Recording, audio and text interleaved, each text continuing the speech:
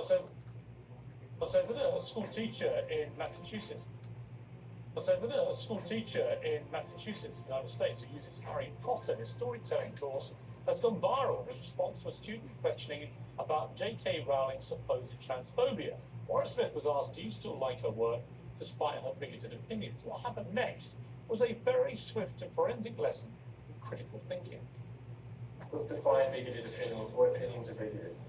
Live your best life. Do you find that transphobic? I'm just going with what a lot of other people have said. At the beginning of this conversation, you said, given the fact that J.K. Rowling is transphobic, how do you feel about Harry Potter? I feel like an idiot now. Well, the video was shared by Elon Musk. It's now been viewed over 40 million times on Musk's platform X, with tens of thousands of comments heaping praise on Warren for his masterclass and how to think for yourself. Yeah. And Warren Smith joins me now from Massachusetts. Warren, well, first of all, congratulations on having one of the biggest viral things that I've watched all year. And secondly, are you surprised?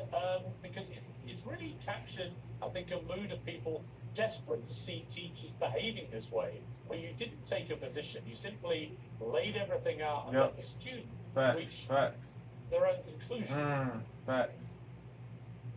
Yeah, I am absolutely surprised. That is to be praised, extolled, lauded. Out and let the student reach extolled, their own conclusion. lauded. Yeah, I am absolutely surprised by this completely. I never expected this at all. This came out accidentally. We have interactions like this on a daily basis. This one just happened to be captured on camera.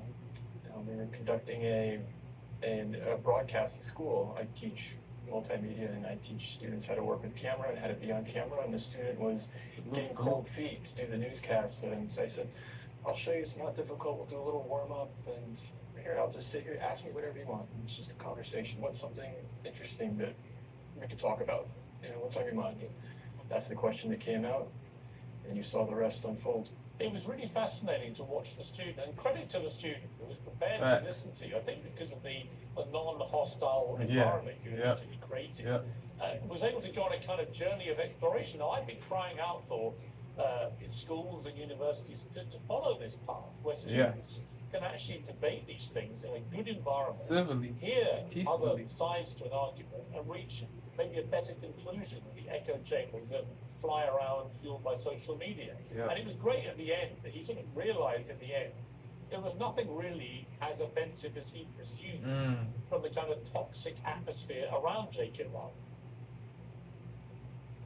I think that's why the video resonated, was that you see in real time a transformation, a journey, with a beginning, a middle, and an end. And he does come to a realization, and the realization is larger than J.K. Rowling. He woke up. About more than J.K. Rowling. It's the realization that his prior assumptions, he was going off of, well, I've heard that this is true. So many people have told me that this is true. And when you experience that for yourself, and it crumbles, and then you have to question logically, what else am I assuming to be true that perhaps might not be, and that changes the way you view the world. Yeah, completely. But it's a great reaction to you. A guy called Vincent Lindemann, so let's build an AI version of this teacher, duplicate him as many. It's a great reaction to you. A guy called Vincent Lindemann, so let's build an AI version of this teacher, duplicate him as many times needed, and have everyone learn and understand how to think, not what to think. And a guy called Lance said, interesting, I don't see him dressing with multicolored garments or weird hair, no piercings or visible tattoos. Looks in relatively decent shape, in control of the classroom and discussion. Is this what the left calls toxic masculinity? We need more of it if it is. That's such a coincidence that you brought up that quote. That's the quote that actually stuck out to me the most, because he said reasonably in shape. I thought, reasonably in shape? In what? In reason to what? Perhaps we'll provide some critical thinking on that. Well, Josh, compared to me, you look at Olympian shape.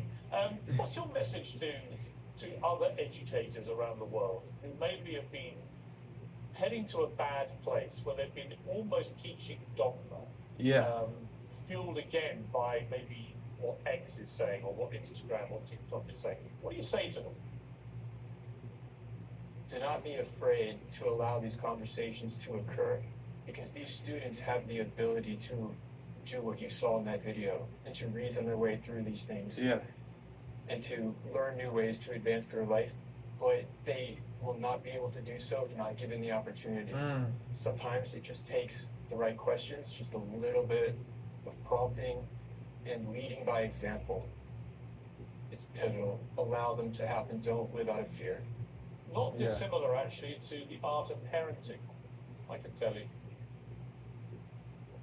I believe you. I don't have kids at the moment. Yeah, I've got 4 of them, and I can tell you the same strategy actually works. If you just shout at kids and bark at them and tell them what they should be thinking and doing, Yeah. I think you end up with kids who are quite damaged. If you Yeah. allow them the freedom and the space to reach their own decisions Yeah. and conclusions Yeah. and thought processes, Yeah. everybody wins. Facts. I'm talking about everyone winning or not winning. I see that you agree with me that Barbie thinking and doing. I think you end up with kids who are quite damaged if you allow them the freedom and the space to reach their own decisions Thoughts. and conclusions and thought processes. Yeah. Everybody wins. I'm talking about everyone winning or not winning. I see that you agree with me that Barbie shouldn't have been. You should not be a sheep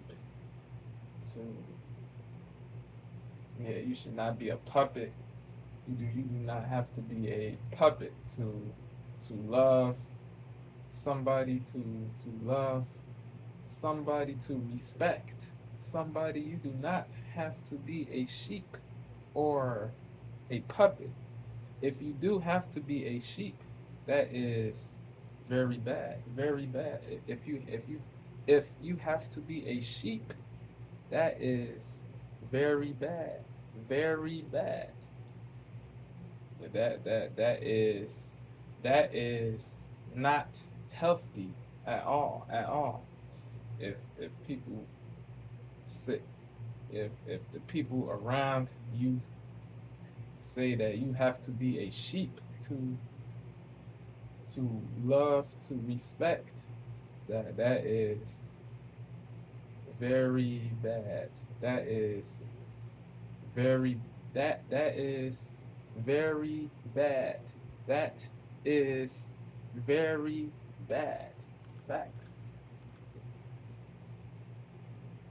I believe you. I don't have kids at the moment. Yeah, I've got 4 of them, and I can tell you the same strategy actually works. If you just shout at kids and bark at them and tell them what they should be thinking and doing, I think you end up with kids who are quite damaged. If you allow them the freedom and the space to reach their own decisions and conclusions and thought processes, everybody wins. I'm talking about everyone winning or not winning. I see that you agree with me that Barbie shouldn't have been nominated for a Best Picture Oscar. That just once again shows you have absolutely impeccable taste for it.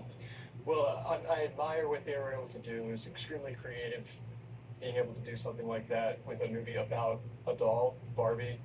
But the question is, what lens are we examining? What does an Oscar mean? What's the lens that we're looking at this through? And I do think that it comes down to the technical, artistic prowess, that intangible, elusive thing that cannot be replicated. Given enough money, given a large enough budget, you can go build a big Barbie house on a back lot, but something like Braveheart, Titanic, it's much more difficult to replicate. Yeah, completely. Funny, you specialise in Hogwarts, Harry Potter. My oldest son is absolutely addicted to them. He can recite all the movies from the audiobooks, blah, blah, blah, blah, blah. I've never watched any of it, not my thing at all, but we've got 40 seconds.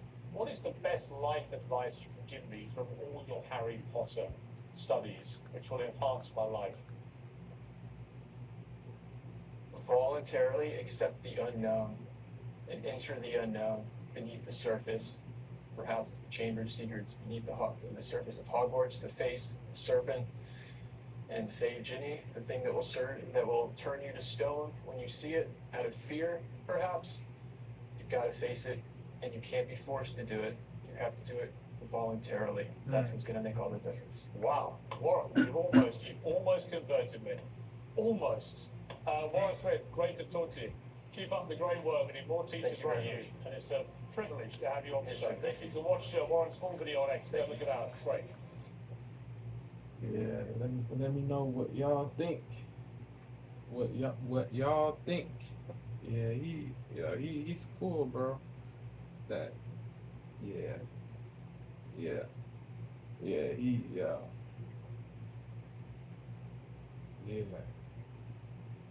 yes, yes, wise, based, brave, logical, sagacious. Yeah, he is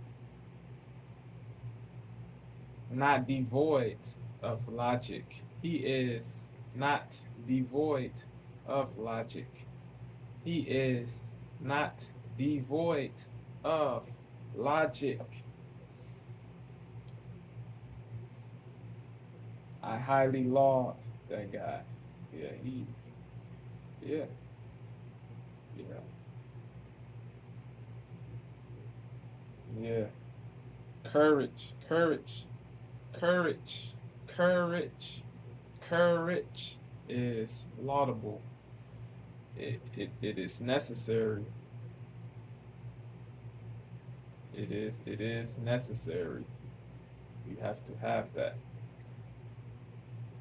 If you do not have the the fear the fearlessness the fearlessness, if you do not have the fearlessness, if you do not have the fearlessness, if you do not have the fearlessness, the fearlessness, yo, it will be tough.